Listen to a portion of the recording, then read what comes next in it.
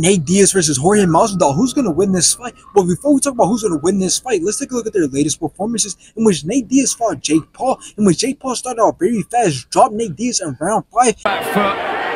Oh, left hook is down. Jake Paul then took control of the whole entire fight and ended up taking it by decision. All three in favor of the winner, the problem child. Now, Jorge Masvidal has a little bit of boxing experience since he has had one boxing match back in 2005 in which it was against a complete nobody, in which Jorge Masvidal ended up taking it by decision. Now, let's not forget, Jorge Masvidal was destroying Nate Diaz in their UFC fight with just his striking. Now, here's the thing about this fight. At first, I didn't like the idea of both men having a boxing match simply because, again, we have already seen this in their MMA fight since both men just kept the fight on his feet and both men were going toe-to-toe, but obviously they were throwing elbows and kicks, so that's why I believe that this fight was pointless. But then over these couple weeks, their press conferences have been getting wild, showing that both men definitely don't like each other and want to hurt one another. So that's when I begin to like this fight, since I don't believe we're going to get the same goofy Nate Diaz that we've seen against Jake Paul. I think we're going to see a more focused and dangerous Nate Diaz, and that also goes for Jorge Masvidal. I believe that Jorge Masvidal is definitely going to come to fight. So now, how is this fight going to play out? Well, considering that Nate Diaz was able to go all rounds with Jake Paul, not only does that show that he has a lot of heart, but that also shows that he could take a lot of punishment. So I don't think it will be easy for Jorge Masvidal to get the knockout,